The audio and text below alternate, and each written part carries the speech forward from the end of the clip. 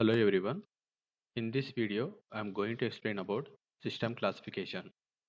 In feedback control system, before we design the controller, we should be well aware about the system we are talking about. Okay. So in this video, I am going to explain about system classifications. So before we discuss about system classification, I formally introduce what is signal, what is system. So generally we write signals like in this way, right? X in T or I in T or V in T. So these are the signals. Okay. So basically the signals are maps from set T to set W.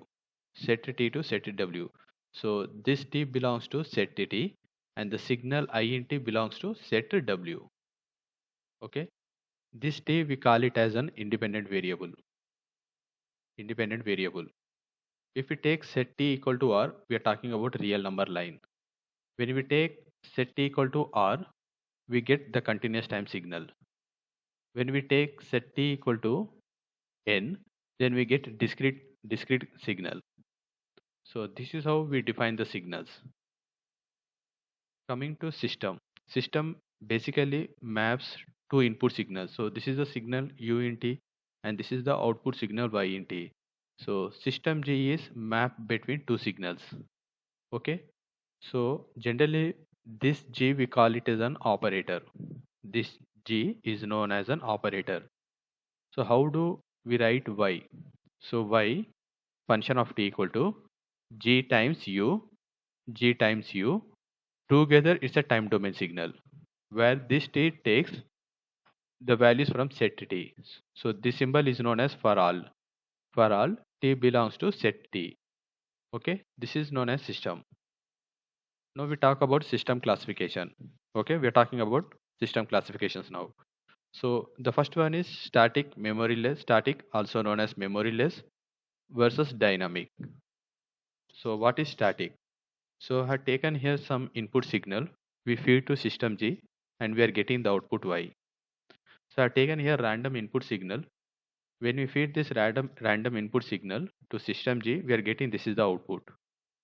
So I have taken at some time instant, at some particular time instant T0. So output at time T0 should depend only on input value of that particular time instant only.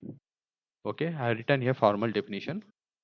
Just go through this. So output, let me use the highlighter.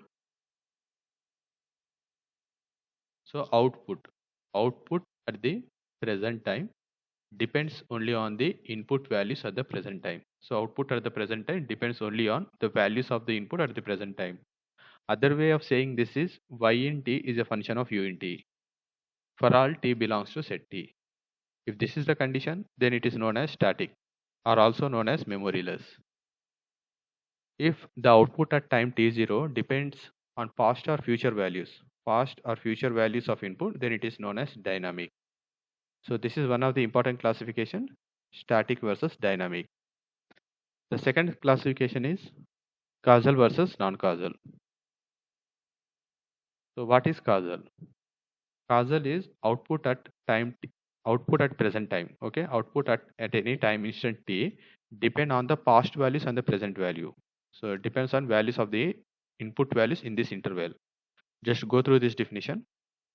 An input output system G is called causal if for all t belongs to set t, the output at time t depends on the values of the input on interval minus open interval minus into close bracket t. Okay. So basically the definition says that output at present time depend on present as well as past values of the input. If it depends on future values, then it's called as non-causal. Okay. So future value doesn't affect the present output.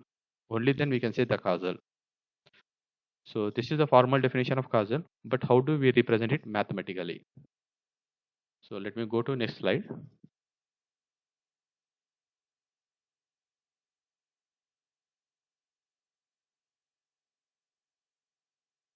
Okay. So to represent causal system mathematically, we need an truncation operator. So what is truncation operator?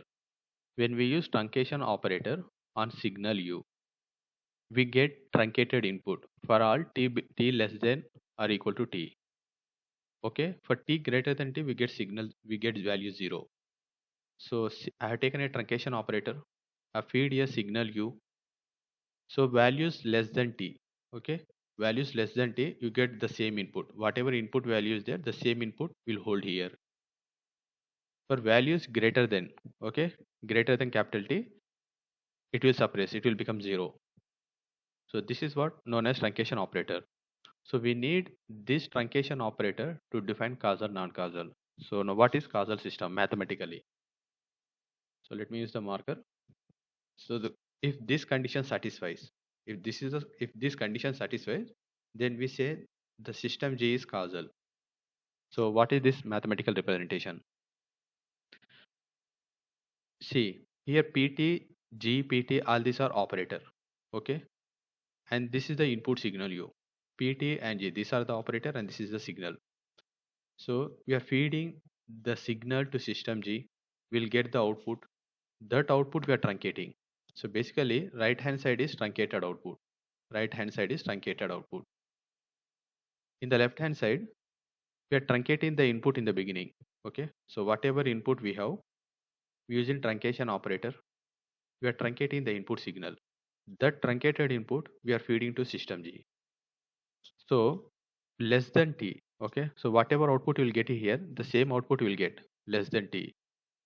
After t, we don't know, some random signal we get, but we are using again truncation operator here. Because of the truncation operator, whatever value we get it here, anyhow it will become 0. Okay, so finally these two has to be equal. Only then we can say the system is causal. So this is a mathematical representation of causal non-causal. Now coming to time invariant versus time varying. This is also one of the important system classification. Time invariant, one of the practical example is ideal register. The value which do not change with time, time invariant. But how do we represent it mathematically? To represent mathematically, we need a time shift operator, sigma tau. So what does it say? This operator, when we use on signal u, it basically shifts the signal. So I have taken here example. This is the input u. This is the operator. When we feed the signal to this operator, whatever signal we have it here, we shift it shifts the signal. Now what is time invariant system? Okay, this condition has to be satisfied. If this condition has been satisfied, only then we can say time invariant. So what is this mathematical representation? Let me use different pen. So here we are using, see here we are using a shifted input. Sigma tau is an operator. Okay, sigma tau is an operator. We are feeding this signal. It basically shifts that input signal. That shifted signal we are feeding to system G. Okay, we are feeding to system G. So we get an output here. Now we are feeding the signal U to system G, feeding this signal, same signal, okay, same signal to system G. So we get the same output, whatever the same output, whatever we're getting here, we get the same output, but it starts from origin. Okay. Then we are using the time shift operator. Because of the time shift operator, whatever we are having here, it will shift this signal. Okay. If these two waveforms are equal, only then we can say time invariant. Basically, in time invariant, we are interchanging the operator like G sigma tau, G sigma tau C, sigma tau G G. So we are basically interchanging these two operator, and finally the waveform should be same. Only then you can say time invariant. Okay. Thanks for joining. Thank you.